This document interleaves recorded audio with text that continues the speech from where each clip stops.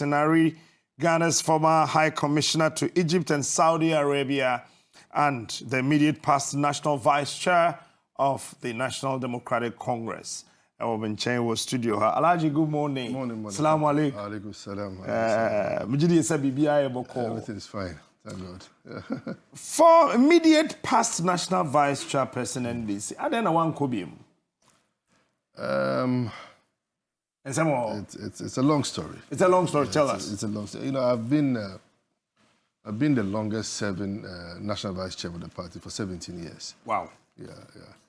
And like I said, I will not want to wash dirty linens out in the public domain. Because then it means that there's a dirty linen somewhere. I was kind of hurt somewhere along the line. You were hurt? Yeah, I was kind of hurt.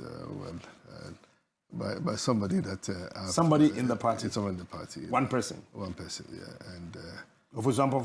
No. Ofusu is my body. I campaign for Ofusu, you know that. Asiedu Nketia. Is it Asiedu Nketia?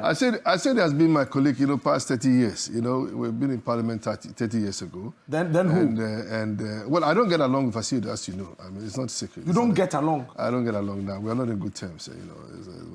But he's your national chairman. Well, he's the national chairman, but I say we look at the broader part of it, whereby the party is bigger than any individual. Okay. You know, so at the end of the day, we want the party to move forward. We want to win the 2024 And how can you join hands with him as the national chairman for 2024 if you don't get along with him? No, it doesn't matter. You know, I mean, you may not like somebody, but at the end of the day, you have to toe the line. You know, you have to toe the line and contribute your widow's mind towards making sure that your party wins the 2024 election. You were deeply hurt. I was deeply hurt. I was deeply hurt. Can you share just a bit of that with me? Oh, it's a long story. He knows it. Just cut it short.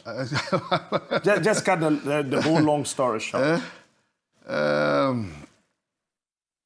You know, there was this guy. I don't remember in the 2020 elections. This gentleman called Baba. Waraba. He was my boy. He was my driver, you know. Okay. He was my errand boy and all that. And, you know, I fired him and he went to the police station to report to me that I'd given him an AK-47 and a pump action to go and cause mayhem in the northern region. That's right. And I was arrested, I was prosecuted and all that, went to court and all that kind of thing. And along the line, you know, there was a different committee that was set up from the region, you know, and the region came up with a report, you know, which I found that it wasn't actually in good line. You know, they said I personally had breached Article 48C of the party constitution by reporting, what's it called, I should have rather reported the matter, not to the police, but rather to the party, for the party to investigate the issue. Now, which issue? The one that you... I went to report. You know, at that time, when I realized that I had misplaced or my pump action was missing, so I knew that it was this guy who took it. Who took that pump action? So I had gone ahead of him. To report to report to the police, way about 1 month before. That your pump action was missing? That my pump action was missing. And I suspect that it's my boy who took it.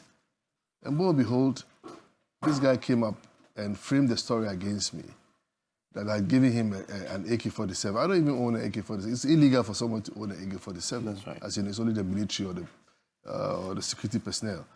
You know, so I was a little bit hurt, you know. So actually, when the report came to National, and, you know, Asiedu himself, you know, realized that, look, region made a mistake. The report was not genuine, you know, that they put up. You know, and along the line, you know, we thought that there were certain measures that they were going to take against him. You know, although he was suspended and all that, but along the line, I said he made a U-turn and reinstated the boy back for him to contest the, what's it called, the chairmanship position. In the region or the constituency? In the constituency. You know. So I felt very hurt. I felt that he did a very bad thing to me. I would be very good friends, you know, for past 30 years. You know, he's my colleague, you know, in Parliament, and we've worked together for 17 years as National Executive Committee members, you know. You see that as a stab in the back? Well, I something like that, you know. But you know,